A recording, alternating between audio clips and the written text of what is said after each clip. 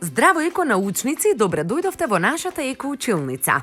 Денеска ќе се запознаеме со експеримент за портокалот. Со овој експеримент ги препознаваме различните својства на портокалот со помош на своите сетила. Внимателно следете не и почнуваме.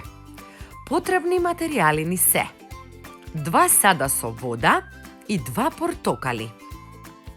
Најпрвин го лупиме едниот портокал и го ставаме во едниот сад со вода, а вториот портокал го ставаме неизлупен во другиот сад со вода.